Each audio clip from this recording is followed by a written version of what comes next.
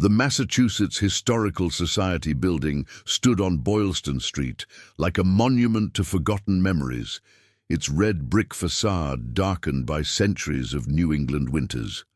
Inside, the conservation laboratory hummed with the quiet efficiency of scholars preserving the past. Dr. Sarah Chen had worked there for 12 years, her hands steady as a surgeon's as she handled daguerreotypes, tintype photographs, and fragile paper documents that crumbled at the slightest touch. The November rain pelted against the tall windows, creating a rhythm that had become the soundtrack to her meticulous work. The photograph arrived on a Tuesday morning in an unmarked cardboard box, delivered by a courier who seemed eager to leave quickly. Sarah's assistant, Marcus Williams, brought it to her workstation with a puzzled expression on his weathered face. Marcus had been at the Society for 30 years, and very little surprised him anymore.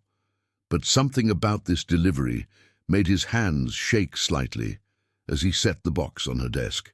Inside, wrapped in acid-free tissue paper that someone had taken great care to use, was an albumen print from 1863. The photograph showed 4 young men, brothers by the look of them, standing in front of a brick building somewhere in Boston.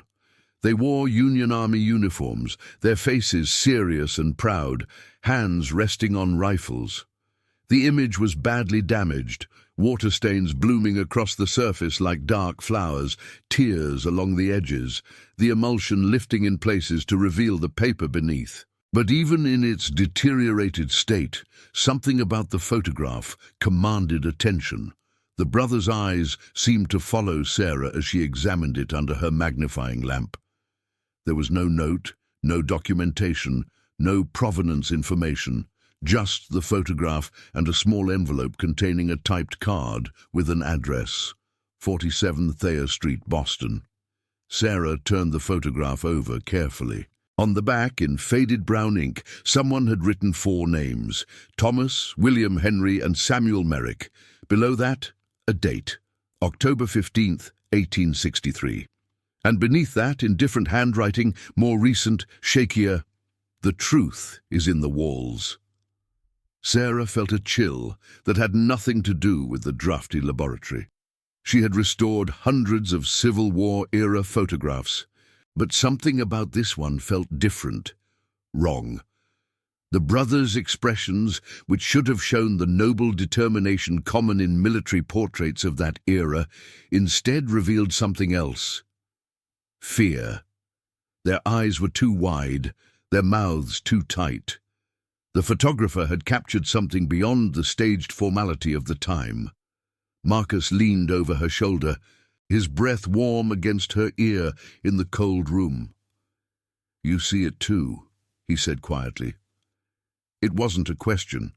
Marcus had the gift that all long-time conservators developed, an ability to read photographs the way others read books, to see the stories trapped in silver and paper. Sarah nodded slowly. "What do you think happened to them?" "Nothing good." Marcus pulled up a chair, his joints creaking in protest. "I've been doing some research since this arrived. The Merrick brothers, 4 siblings who enlisted together in the 2nd Massachusetts Infantry in the spring of 1863. By December of that same year, all 4 had deserted, simply vanished from their regiment during the winter encampment. No bodies ever found, no records of them after this photograph was taken." "That's not uncommon for the Civil War," Sarah said, though her voice lacked conviction. "Desertion rates were high, especially in the later years of the conflict. Men got tired, scared, wanted to go home. Except these boys never made it home." Marcus pulled out a folder he'd been carrying under his arm. Inside were printouts from the Society's digital archives, newspaper clippings from 1863 and 1864. Their family lived on Beacon Hill. Wealthy merchants. The father, Jonathan Merrick, owned 3 textile mills. When the boys disappeared, he spent a fortune trying to find them, hired private investigators, posted rewards, pressured the military. Nothing. It was like they'd been erased from existence. Sarah read through the clippings, her conservator's eye noting the quality of the newsprint, the way the ink had bled slightly on the cheap paper. But her mind was processing the words, the increasing desperation in each successive article about the missing Merrick brothers. The last clipping was from April 1865, just after the war ended. Jonathan Merrick had died of what the newspaper tactfully called a broken heart and shattered mind. His wife had preceded him in death by 6 months. The family fortune had been liquidated, the mills sold, the Beacon Hill mansion abandoned. "And the address on the card?" Sarah asked, though she suspected she already knew. 47 Thayer Street. That's where the photograph was taken. It was a boarding house in 1863 in the North End. The building's still standing, actually. Been converted into apartments about 20 years ago, but back then it was run by a man named Ezekiel Dane. He catered to soldiers on leave, offered cheap rooms and cheaper whiskey. Sarah looked at the photograph again, trying to see past the damage to the story beneath. The building behind the brothers was indeed the same red brick construction common to Boston's older neighborhoods. She could see part of a sign in the background, too blurred to read clearly, but the style matched businesses from that era. The ground was muddy, suggesting early spring or late fall.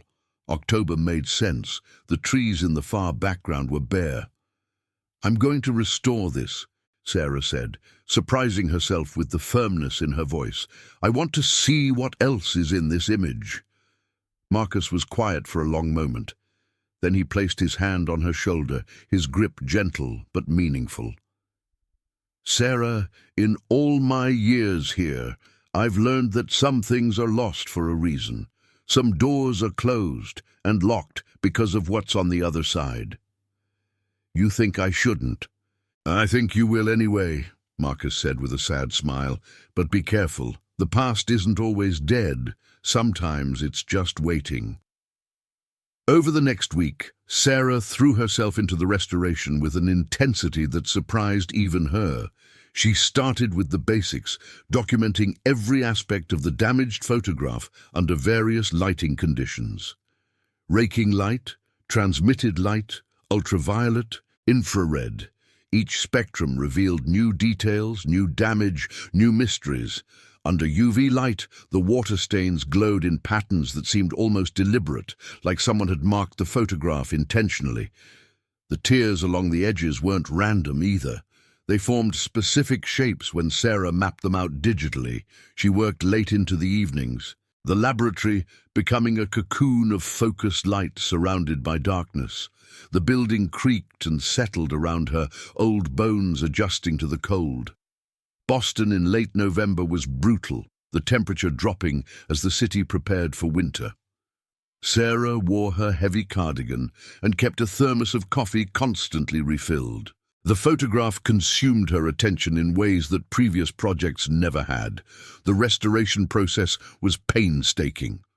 Using high-resolution scanning equipment, Sarah created a digital master copy at 1200 dpi, capturing every microscopic detail of the damaged original.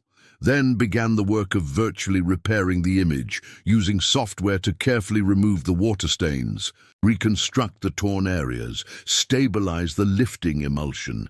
It was like being a digital archaeologist, brushing away layers of time and decay to reveal what lay beneath. By the end of the first week, Sarah had produced a clean, restored version of the photograph. The difference was startling. The Merrick brothers emerged from the damage like men stepping out of fog. Their features became clear, sharp, individual. Thomas, the oldest at 26, had a strong jaw and deep-set eyes that burned with something Sarah couldn't quite name. William, 24, was leaner, his face already showing the gaunt look of someone who'd seen too much combat. Henry, 22, still had some boyishness in his round cheeks, but his expression was ancient. And Samuel, just 20, stared at the camera with a look of such pure terror that Sarah had to take a break from her work, stepping outside into the cold November air to clear her head. But it was what she saw in the background that made her call Marcus at 11 o'clock on a Friday night. "I need you to come look at this," she said without preamble when he answered, his voice thick with sleep. "Sarah, what time is it?" "Please, Marcus." I magnified the background. "I need you to see this." 20 minutes later, Marcus arrived at the society, his coat hastily thrown on over pajamas, his hair standing at odd angles. Sarah led him to her workstation, where the restored photograph glowed on her large monitor. She had zoomed in on the background, on the windows of the boarding house behind the brothers. "Look at the second-floor windows," she said, her voice shaking slightly. Marcus leaned in, his eyes narrowing as he focused on the screen. Then his breath caught. Dear God. In the windows, barely visible but unmistakable once you saw them, were faces. Dozens of faces pressed against the glass, their features distorted by the old window panes but clearly human. Men, women, even children. Their mouths were open as if screaming, their hands raised and flat against the glass like prisoners trying to escape. The photograph had captured them in perfect, horrifying clarity that the damage had previously hidden. "That's not all," Sarah said quietly. She zoomed in further, focusing on one particular window where the glass was clearer. In that window stood a man in a long black coat. His face was sharp and angular, his eyes seeming to stare directly at the camera despite the distance and the primitive photography of the era. In his hand, clearly visible, was something that looked like a knife or blade, the metal catching the light.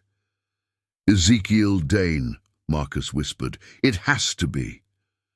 Sarah pulled up another window on her monitor, this one showing a newspaper article from December 1863. After the Merrick brothers disappeared, 3 more soldiers from the same regiment went missing, then 5 more, then 8. All of them had stayed at 47 Thayer Street. By January 1864, the boarding house was closed. Dane had vanished. No one ever found him. What did they think happened? The official story was desertion.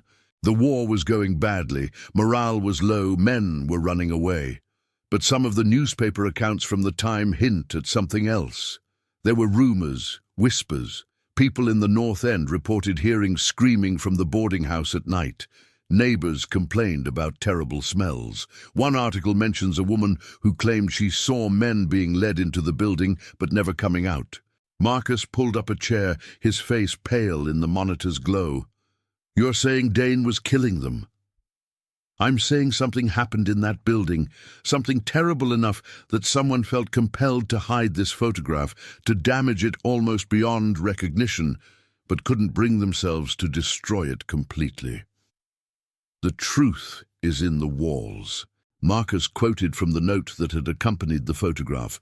"You think there are bodies still in the building?" Sarah minimized the photograph and pulled up a real estate website. The building at 47 Thayer Street was converted to apartments in 2003. Before that, it sat vacant for almost 30 years, and before that, it was a series of failed businesses. No one could make anything work there. The place has a reputation for being unlucky. "Or haunted," Marcus said, then caught himself. "I mean, that's what people would say, but you don't believe in that." "I believe in evidence," Sarah said firmly. "And this photograph is evidence of something. Look at these faces. You can see their terror even through the damaged glass and old photographic process. These were real people, Marcus, real people who were afraid for their lives." She pulled up another set of documents, military records she'd been cross-referencing. "I've been checking the names of the soldiers who deserted from the 2nd Massachusetts Infantry against the register of guests at Dane's boarding house. The Historical Society has a partial ledger that survived in some other collection. 37 names match. 37 soldiers who stayed at Thayer Street and then disappeared between October 1863 and January 1864. The number hung in the air between them, heavy with implication.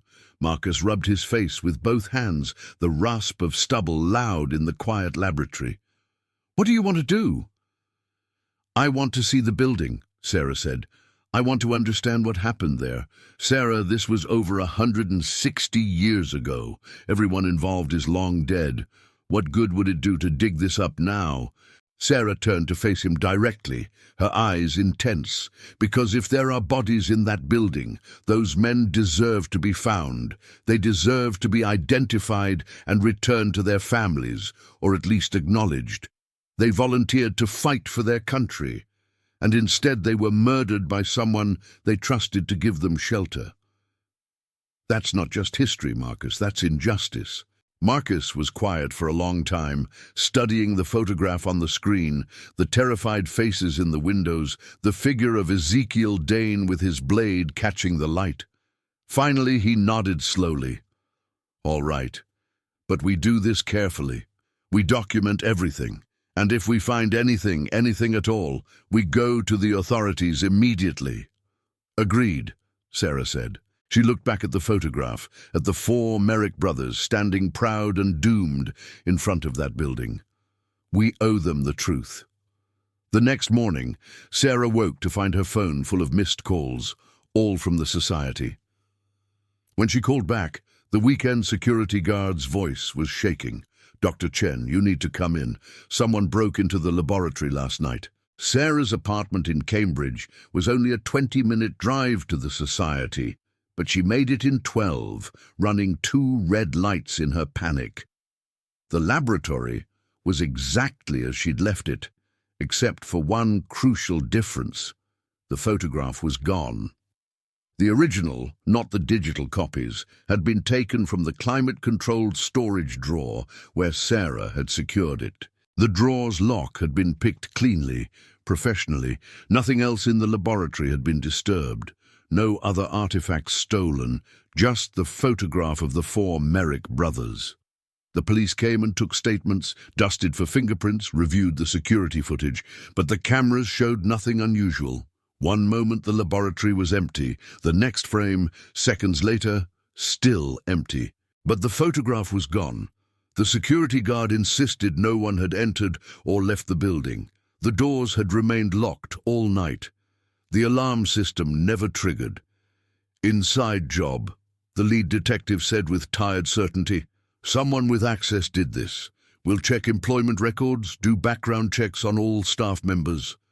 But Sarah knew it wasn't that simple. She stood in the laboratory after the police left, staring at the empty storage drawer, and felt the weight of something ancient and malevolent pressing down on her. Someone didn't want this story told. Someone had been watching, waiting for the photograph to resurface.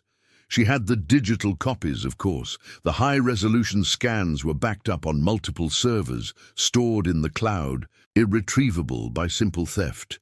But the symbolic act was clear. This was a warning. Let the past stay buried. That night, Sarah dreamed of faces pressed against glass, mouths open in silent screams. She dreamed of a man in a long black coat, his blade catching firelight as he moved through darkness. She dreamed of 4 brothers who thought they were posing for a simple photograph, who had no idea they were capturing their own doom on silver and paper. She woke at 3 in the morning, gasping, her sheets soaked with sweat despite the cold apartment. Marcus called at dawn. "Someone leaked the story to the press. The restored photograph is all over social media. Historical horror, Civil War photo reveals faces of the dead." That kind of thing. Sarah felt her stomach drop. "How? I didn't share it with anyone outside the society." "Doesn't matter now. The cat's out of the bag. We're getting calls from reporters, true crime podcasters, paranormal investigators. The society's director wants to see us first thing Monday morning." "What about the building on Thayer Street?" Marcus was quiet. Then, "There's already a crowd there. People taking pictures, making videos.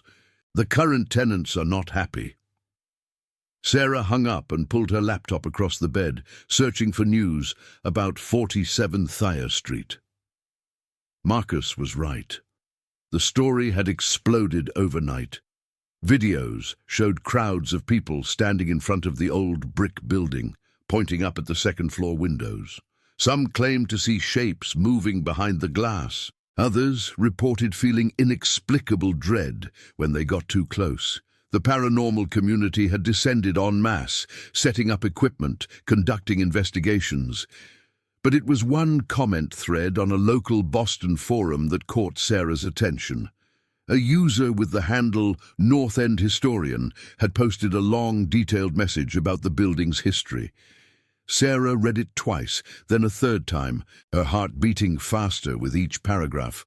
My grandmother lived on Thayer Street in the 1950s. She always said the building at number 47 was cursed. Not haunted, cursed. She claimed that before the Civil War, it had been a station on the Underground Railroad, helping escaped slaves reach Canada. But during the war, something changed.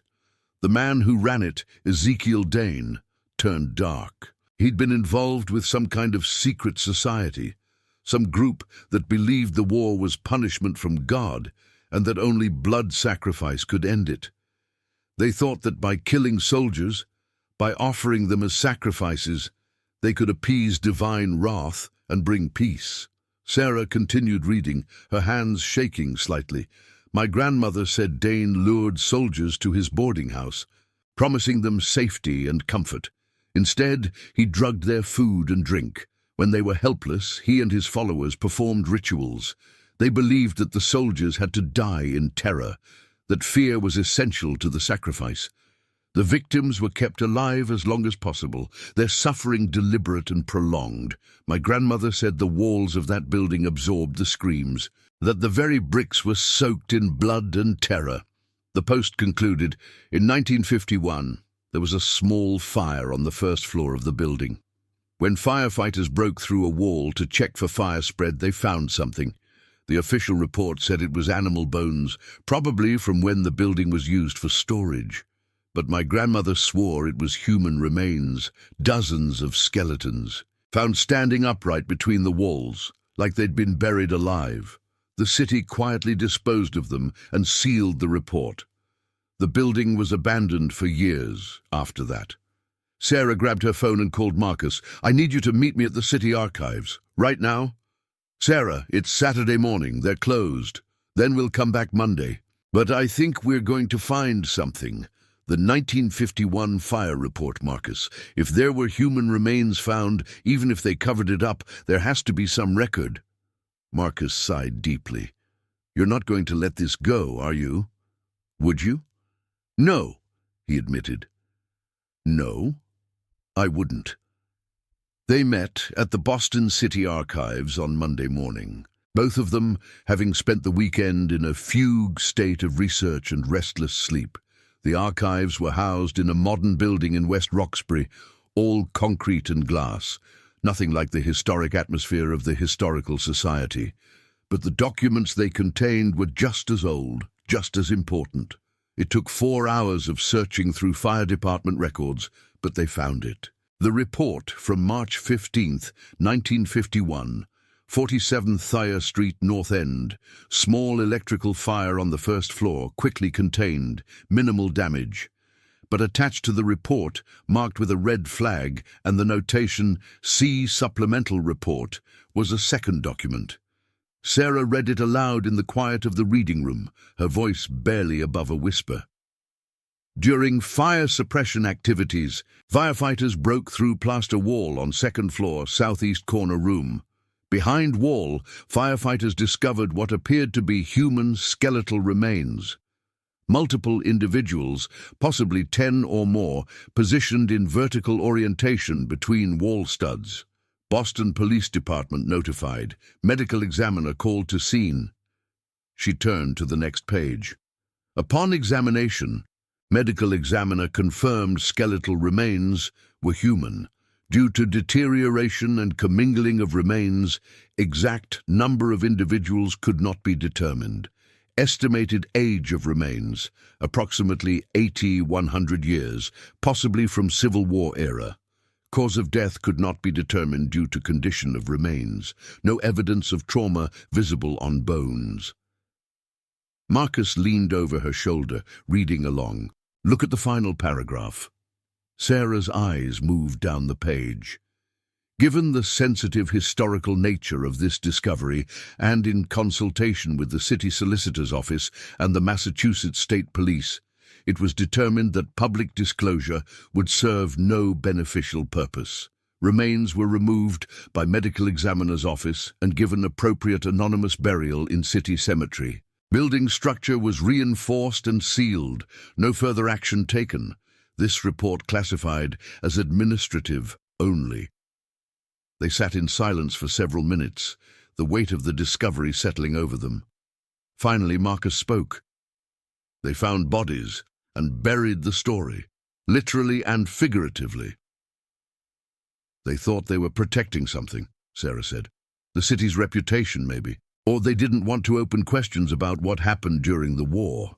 It was only 6 years after World War II ended. Maybe they thought people had enough trauma without dredging up more. Or someone made them bury it, Marcus said quietly. Someone with power, someone who didn't want the truth to come out. Sarah pulled out her phone and started taking pictures of the documents. We need to find out where those remains were buried.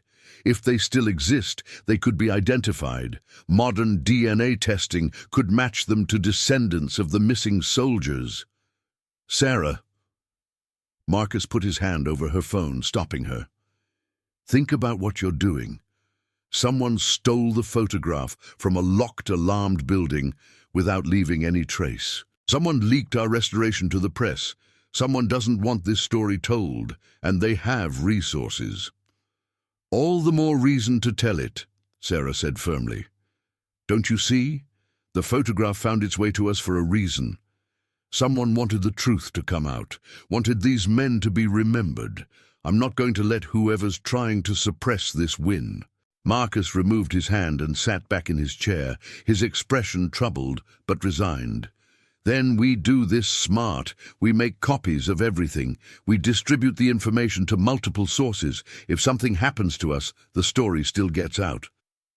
You think we're in danger? I think we're pulling on a thread that someone has been keeping buried for over 160 years.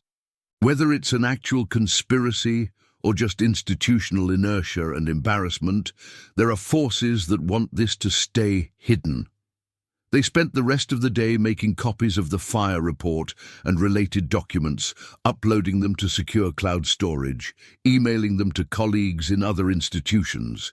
Sarah also reached out to a forensic anthropologist she knew at Boston University, Dr. Raymond Torres, who specialized in historical remains identification. She sent him the fire report and her restoration of the photograph. Torres called her back within an hour. This is incredible, Sarah. If what you're saying is true, if there are really remains from dozens of Civil War soldiers buried anonymously in a city cemetery, this could be one of the most significant historical crime discoveries in decades. Can you help us identify them? If we can find the remains, yes. Modern mitochondrial DNA testing can be done on even heavily degraded bone. If we can get samples, we can potentially match them to maternal line descendants, but we'd need to know where exactly they were buried. I'm working on that, Sarah said. She had already put in a request with the city's Department of Records for cemetery burial logs from 1951. With any luck, they'd show where the anonymous remains had been interred. That evening, Sarah returned to her apartment in Cambridge to find her door slightly ajar. She stood in the hallway for a long moment, her heart hammering, before pulling out her phone to call 911. But before she could dial, she heard a voice from inside her apartment. Please don't. I'm not here to hurt you. Sarah pushed the door open slowly. Inside, sitting at her small kitchen table, was a woman in her 70s, thin and elegant, with silver hair pulled back in a neat bun. She wore an expensive-looking coat and held a leather briefcase on her lap. "Who are you?" Sarah demanded, staying near the door, ready to run. "My name is Eleanor Dane," the woman said calmly, "and I think it's time you knew the whole truth about my great-great-grandfather Ezekiel." Sarah's mind raced. Dane.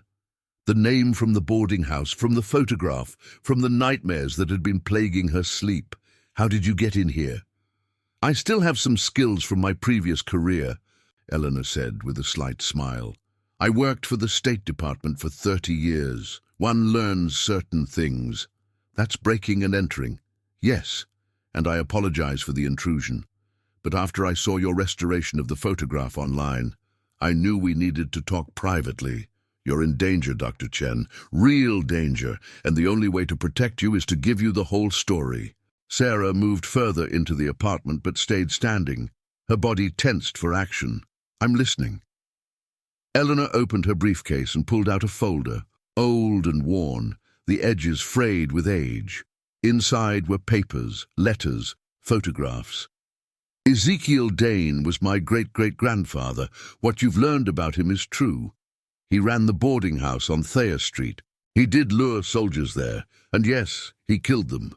At least 37 that we know of, possibly more. She laid out a series of letters on the table, written in the same spidery handwriting Sarah had seen on the back of the photograph. But the story is more complex than you think. Ezekiel wasn't working alone, and he wasn't motivated by religious mania or ritual sacrifice. He was being paid, very well paid, by interests in the South who wanted to weaken Union morale and military effectiveness. Sarah moved closer, despite her caution, drawn by the documents. The Confederacy was paying him to murder Union soldiers? Not the Confederacy officially, but certain wealthy Southern families who saw the war as an opportunity for profit and power. They wanted the war to continue, wanted both sides weakened and desperate. They believed that in the chaos they could reshape America into something more controllable, more profitable. Eleanor pulled out another document, this one more recent from the 1940s. My family knew what Ezekiel had done. We've kept records, passed them down through generations, not out of pride, but out of responsibility. We documented his crimes because we believed that someday justice should be served. But we also knew that the truth was dangerous. Dangerous how? The families who paid Ezekiel, who financed his atrocities, didn't disappear when the war ended. They got richer, they diversified, they became industrialists, financiers, politicians. Some of their descendants are still powerful today, still wealthy, still influential, and they don't want their family legacies tainted by association with a Civil War serial killer. Sarah sat down at the table, her legs suddenly weak. You're saying there's an active conspiracy to keep this quiet. I'm saying there are people with resources who have a vested interest in making sure certain historical truths remain buried. When the photograph was stolen from your laboratory, that wasn't random. That wasn't some collector or enthusiast. That was professionals, hired by people who monitor for threats to their families' reputations. Then why are you here? Why tell me this? Eleanor's expression softened, became almost sad. Because I'm dying. Pancreatic cancer, stage 4. I have maybe 3 months left, and I've spent my entire life carrying this family secret, this burden of knowledge about what Ezekiel did. Before I die, I want the truth to come out. Those soldiers deserve to be remembered properly, not as deserters, but as murder victims. And the families who profited from their deaths deserve to be held accountable, even if only in the history books. She pushed the folder across the table to Sarah. This is everything. All the documents my family preserved, letters between Ezekiel and his benefactors, financial records showing payment transfers, even a partial list of his victims with names and dates. I'm giving it all to you. But you need to understand what you're taking on. Sarah opened the folder, her hands trembling slightly as she looked through the contents. There were dozens of letters, all carefully preserved in archival sleeves. She picked one at random and read it aloud. Mr. Dane, the goods you provided in October were of excellent quality. Please continue your valuable work through the winter. Additional funds transferred, as discussed. Remember, discretion is paramount. If questions arise, you were merely providing shelter to desperate men. What they chose to do after leaving your establishment is their own affair. Your friend in Providence. Providence, Sarah said. That's signed with initials, LHW. Lucian Harrison Whitmore, Eleanor said. Railroad magnate, textile mill owner, one of the richest men in New England during the Civil War era. His great-great-grandson is currently a United States Senator. The family still controls significant business interests throughout the Northeast. Sarah felt her mouth go dry. Are you saying a current senator is descended from someone who financed the murder of Union soldiers? I'm saying that's what the documents suggest, yes, and the Whitmore family is just one of several who were involved. There's also the Caldwell family, banking dynasty, the Sutherlands, shipping and manufacturing, the Pierces, real estate and development. All of them have descendants in positions of power and influence today. Eleanor stood up slowly, her movements careful, pained. I'm leaving these documents with you, Dr. Chen. Do with them what you think is right, but be careful. These families have spent over 160 years keeping this quiet. They have money, connections, and no moral compunctions about protecting their interests. Why give this to me specifically? Because you're a conservator. You preserve things. You restore what's been damaged and hidden. And because when I saw your work on that photograph, I saw someone who cared about the truth.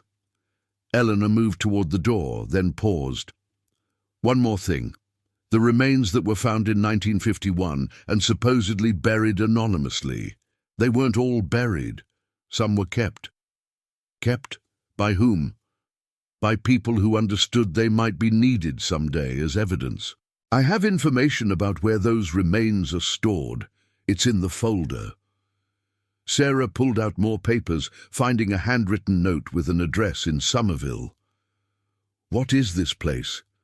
A private storage facility. Climate-controlled, secure. I've been paying for the unit for 40 years. When you're ready to go public with this story, you'll want those remains tested and identified. They're your proof. Eleanor opened the door, then looked back one last time. They'll come after you, Dr. Chen. They'll try to discredit you, to make you look crazy or unprofessional. They might try worse. But if enough people know the story, if the evidence is distributed widely enough, they can't bury it again. The truth has a way of surviving, even when powerful people want it dead. But then she was gone, leaving Sarah alone with a folder full of documents that changed everything she thought she knew about the photograph, about Ezekiel Dane, and about the dark machinery of power that had been working for over a century to keep certain truths hidden. Sarah spent the entire night reading through the documents Eleanor had left. Each letter, each financial record, each piece of correspondence built a picture of a conspiracy that was breathtaking in its scope and cynicism. Wealthy men on both sides of the Civil War had seen the conflict as an opportunity to accumulate power and wealth, and they'd been willing to sacrifice soldiers' lives to achieve their goals. Ezekiel Dane had been their instrument, paid handsomely to remove Union soldiers from the fight while making it look like desertion. The morning found Sarah exhausted but determined.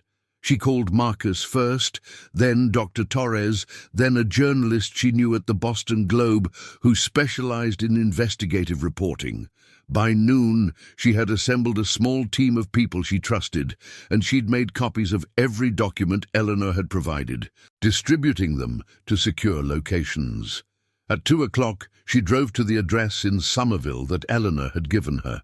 The storage facility was unmarked, tucked between a laundromat and a bodega on a quiet street. The unit number was 237. Sarah used the key that had been in the folder, her hands shaking as she turned it in the lock. Inside the climate-controlled unit were 3 large plastic storage containers, the kind used by museums and archives. Sarah opened the first one carefully. Inside, wrapped in preservation materials and carefully labeled, were human bones. Femurs, tibias, skulls, ribs, each bone marked with a code and date. Sarah checked the labels against a manifest that was in the container. 23 individuals, represented by partial remains, bone samples that had been secretly preserved from the 1951 discovery. She called Dr. Torres immediately. "I found them, the remains. We need to do this officially, with proper chain of custody and documentation. I'll be there in 20 minutes with my team," Torres said. "Don't touch anything else." While she waited, Sarah photographed everything in the storage unit, documenting the containers and their contents.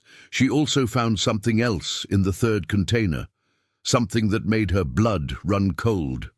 It was a journal, leather-bound and water-stained but still readable. On the first page, in the same spidery handwriting she'd seen in the letters, was written, "The private record of Ezekiel Dane, begun October 1st, 1863. Sarah read the first entry, her stomach churning. "Received the first one today. Thomas Merrick, age 26, 2nd Massachusetts Infantry. He came to me trusting, eager for rest and good food. I gave him both, laced with poppy extract. When he woke, he was chained in the cellar. He asked me why. I could not tell him the truth, that he was worth more dead than alive to certain gentlemen. Instead, I told him he was being held for desertion. He wept. Tomorrow, his suffering begins in earnest." Sarah had to put the journal down, stepping outside into the cold November air, breathing deeply to fight the nausea. Dr. Torres arrived with his team shortly after, and Sarah handed over the containers and the journal, all properly documented and photographed. The remains would be tested, identified if possible, and given proper burial. The journal would be preserved as evidence. That evening, Sarah met with the journalist from the Globe, a woman named Amanda Reeves, who had broken several major stories about corruption and cover-ups. Sarah gave her copies of everything: the documents from Eleanor, the fire report from 1951, her restoration of the photograph showing the faces in the windows, Ezekiel Dane's journal. Amanda read through the materials for 2 hours, making notes, asking questions, verifying sources. Finally, she looked up at Sarah with an expression of professional excitement mixed with horror. "This is going to be huge. This isn't just a historical curiosity. This is a story about power, wealth, and how certain families have protected their reputations for generations. Do you understand what's going to happen when this goes public?" "I think so," Sarah said. "No, you really don't." Amanda closed her notebook. "These families you're naming, the Whitmores, the Caldwells, the Sutherlands, they have armies of lawyers. They'll sue for defamation. They'll try to suppress publication. They'll come after you personally. Your career, your reputation, everything will be under attack." "I know," Sarah said. "But those soldiers deserve justice, even if it's only the justice of being remembered correctly." Amanda nodded slowly. "All right, I'll need a few days to verify the documents independently and to reach out to the families for comment. This runs in Sunday's edition, full front page, with a longer piece in the magazine. By Monday morning, this story will be everywhere." Sarah left the meeting feeling both exhilarated and terrified. She drove back to her apartment through the dark Boston streets, the city lights reflecting off the Charles River, everything looking normal and ordinary. But beneath the surface, beneath the history that was taught in schools and displayed in museums, there were darker truths waiting to be uncovered. Her apartment had been broken into again. This time, they hadn't bothered with subtlety. The place had been ransacked. Furniture overturned, drawers emptied onto the floor. Her laptop was gone, her external hard drives, even her phone charger. They'd taken anything that might contain copies of the documents or photographs, but they were too late. Everything was already distributed, already backed up in multiple locations, already in the hands of journalists and historians and lawyers. The truth was out, and no amount of breaking into apartments or stealing evidence could put it back in the box. Sarah called the police again, filed another report, spent the night in a hotel. Marcus called to check on her, his voice worried. "Maybe you should leave town for a while. Let this blow over." "It's not going to blow over," Sarah said, "and I'm not running. I'm seeing this through." The story broke on Sunday morning, as promised. The Boston Globe's front-page headline read, "Civil War Conspiracy Revealed. How Wealthy Families Profited from Murder." Below that, Sarah's restoration of the photograph, showing the four Merrick brothers and the faces pressed against the windows behind them. By noon, the story had gone viral nationally. Every major news outlet picked it up. Social media exploded with outrage and fascination. The families named in the documents issued immediate denials through their lawyers, calling the story unfounded accusations based on questionable documents and wild speculation. Senator Whitmore held a press conference declaring that his family's reputation was being slandered and that he would take legal action against everyone involved. But the evidence was too strong. Too well documented to dismiss easily. The journal, the letters, the financial records, all of it authenticated by multiple experts. The remains from the storage unit were being tested, and preliminary DNA results were already confirming they were from the Civil War era. Dr. Torres went on record stating that the bones showed evidence of ante-mortem trauma, injuries that occurred while the victims were still alive. The city of Boston was forced to reopen the records from 1951, admitting that they had indeed found human remains at 47 Thayer Street and had decided to bury the discovery. A new official investigation was launched, led by the Massachusetts State Police and the FBI's Civil Rights Division, examining whether there had been a deliberate cover-up and who had authorized it. Sarah found herself at the center of a media firestorm. Interview requests came from everywhere. She did a segment on 60 Minutes explaining the restoration process and how the photograph had revealed its secrets. She spoke at a press conference at the Historical Society, showing the high-resolution images and walking through the evidence step by step. Not everyone was pleased. Sarah received death threats via email and phone, enough that the Boston police assigned her protection. Her apartment building installed additional security. Some historians criticized her for sensationalizing historical events. Others praised her for uncovering a long-buried truth. The most interesting response came 3 weeks after the story broke. Sarah received a call from someone claiming to be a descendant of William Merrick, one of the 4 brothers in the photograph. The man's name was David Merrick, and he lived in Portland, Oregon. He'd seen the story and wanted to know if the remains could be tested against his DNA. "My family always believed William and his brothers deserted," David said during their phone conversation, his voice thick with emotion. "We carried that shame for generations. My great-great-grandmother died believing her sons were cowards. If you're telling me they were actually murdered, if they were victims and not deserters, that changes everything." Sarah arranged for David to provide a DNA sample, coordinating with Dr. Torres and the state police. Within a month, the results came back. One of the sets of remains from the storage unit was a match. William Merrick had been found after over 160 years. Other descendants came forward after that. The state police created a database of missing soldiers from the Civil War era, and families provided DNA samples, hoping to find their ancestors. Over the next 6 months, 12 more victims were identified.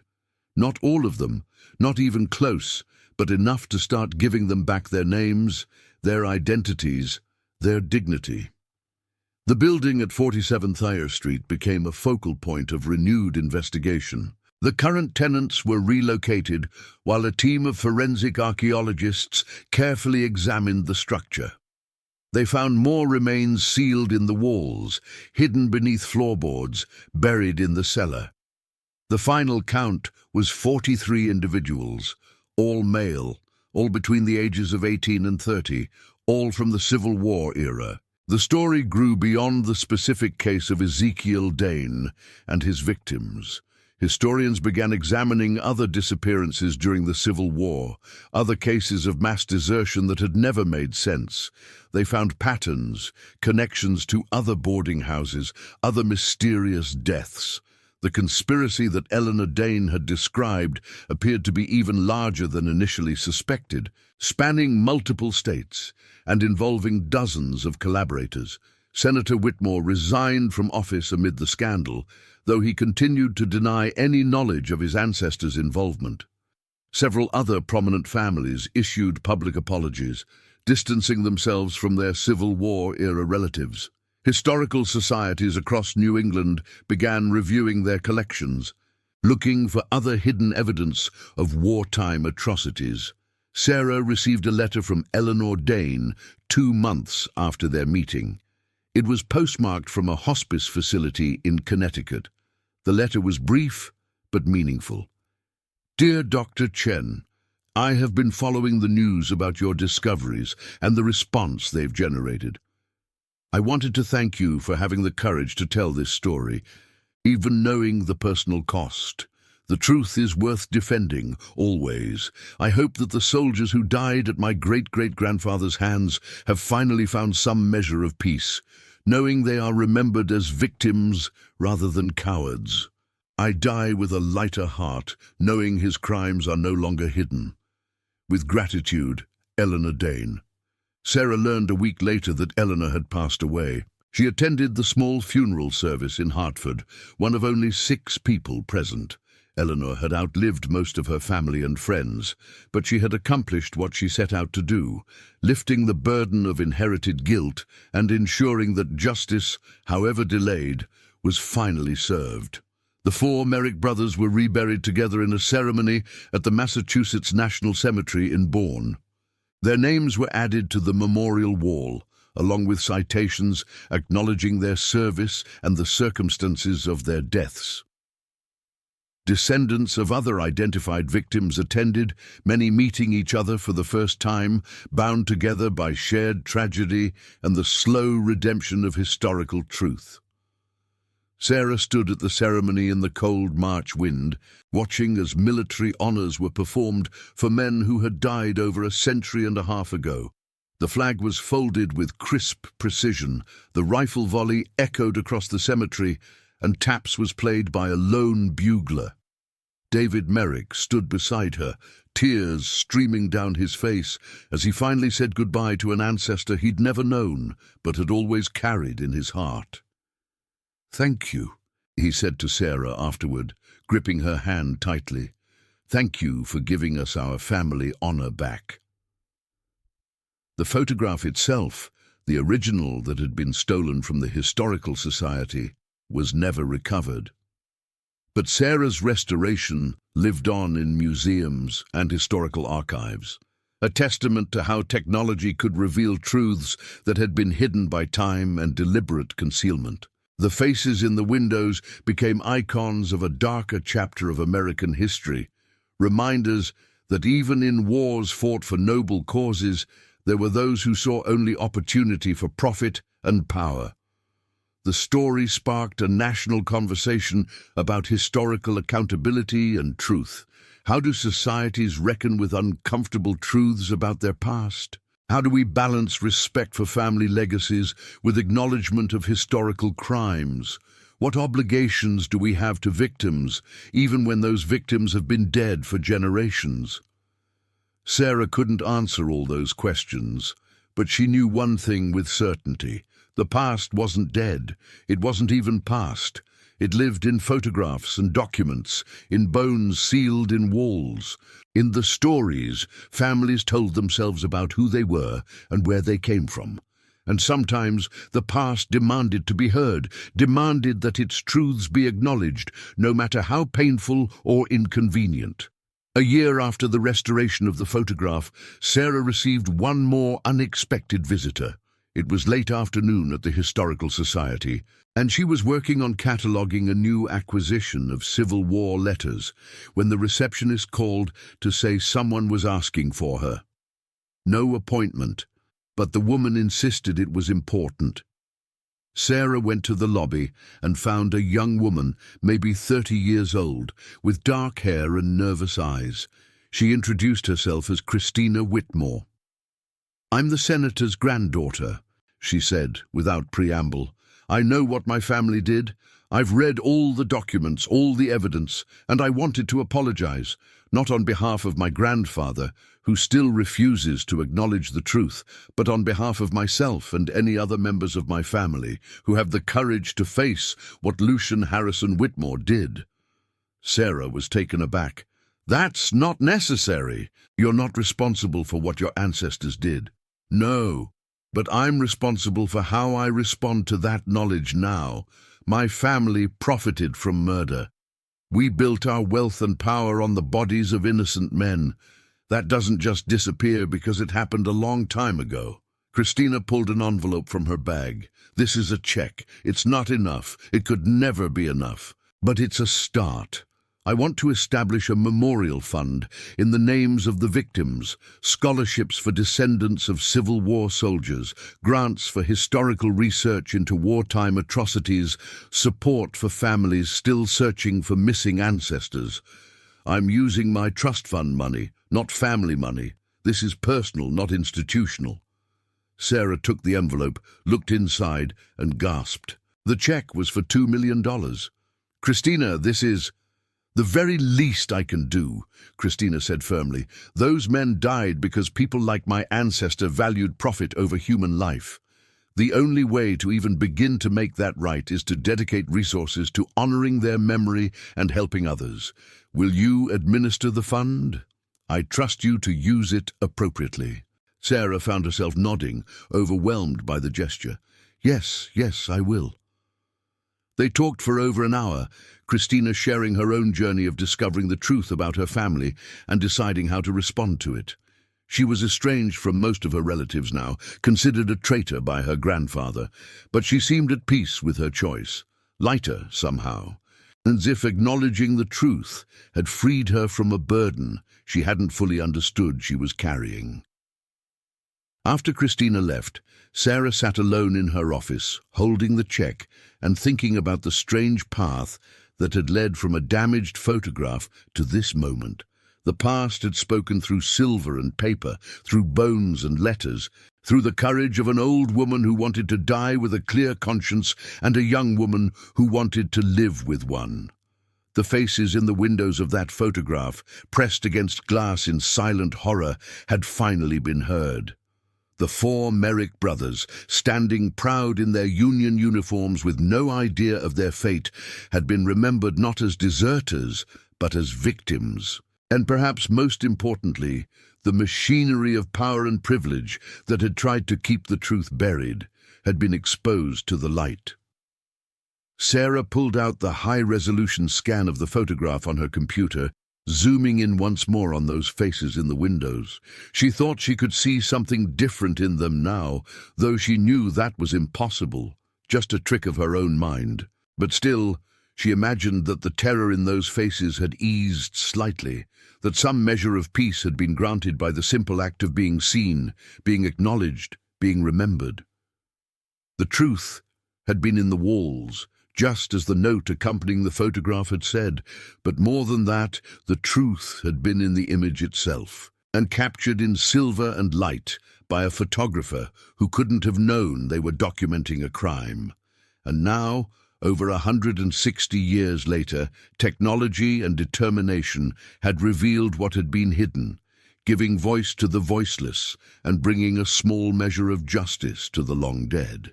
Sarah saved her work and shut down her computer.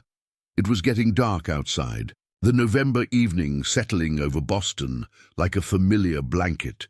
She gathered her things and prepared to leave, but paused at the door for one last look at the laboratory where this journey had begun. So much had changed since that Tuesday morning, when Marcus had brought her an unmarked box with a damaged photograph inside. She thought about all the other photographs in the Historical Society's collection, all the other documents and artifacts that held secrets. How many more stories were waiting to be discovered, waiting for someone with the skill and courage to reveal them? How many more truths were hidden in the ordinary objects of daily life, trapped in silver and paper and slowly fading away? Sarah smiled to herself. She had a lot of work ahead of her, but that was good. The past deserved preservation, deserved restoration, deserved to be seen clearly and honestly. And she was exactly the right person for the job.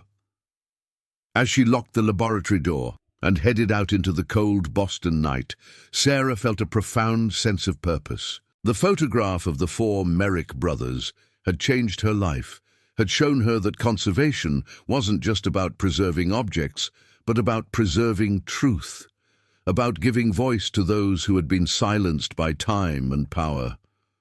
The faces in the windows would haunt her forever, she knew, but they would also inspire her, remind her that every photograph, every document, every artifact had a story to tell if someone took the time to listen.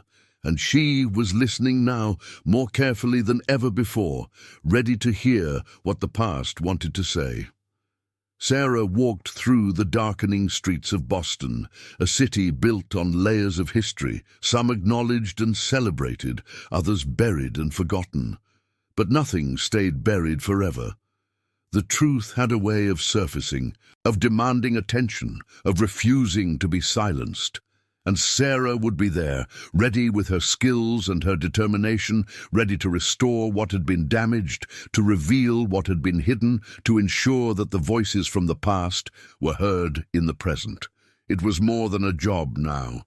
It was a calling, a responsibility, a promise made to four brothers who had posed for a photograph one October day in 1863, never knowing they were creating evidence that would survive long after their own lives were brutally ended.